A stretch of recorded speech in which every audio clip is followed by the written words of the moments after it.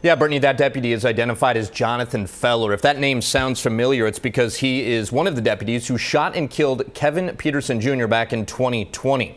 You're about to hear some of Feller's account of that high-profile shooting. But first, we're hearing from Ava Segura, mother of the robbery suspect who started the deadly chain of events Saturday night.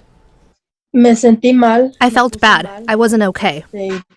Ava Segura is in disbelief over the deadly shooting of an off-duty Vancouver police officer, namely because her son, Julio Segura, is at the center of it.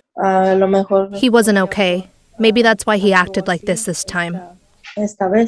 From her home in Yakima, Washington, Ava told us in Spanish how Julio struggled with his mental health, but he still managed to help her pay rent, pay the cell phone bill, and run errands, among other things. Ava paints a very different picture of her son, who was accused of robbing a convenience store Saturday night. Authorities say Julio took off in a getaway car, only to ditch it miles away because police were chasing him. Julio went to a nearby home and started banging on the door. The home belonged to off-duty Vancouver police officer Donald Segura, who got into a fight with Julio. Julio stabbed Segura multiple times before trying to get into the house. That's when Clark County Deputy Jonathan Feller arrived and fired several rounds from his rifle, killing Segura in what appears to be a case of mistaken identity. Feller is one of 3 deputies who were involved in a high-profile fatal shooting in 2020. And I can see the gun is in his right hand. It's at his waist level, and it's at his waist, pointed out from his waist, and the barrel's pointed right at me. That is the voice of Deputy Feller. He's describing the deadly shooting of Kevin Peterson Jr.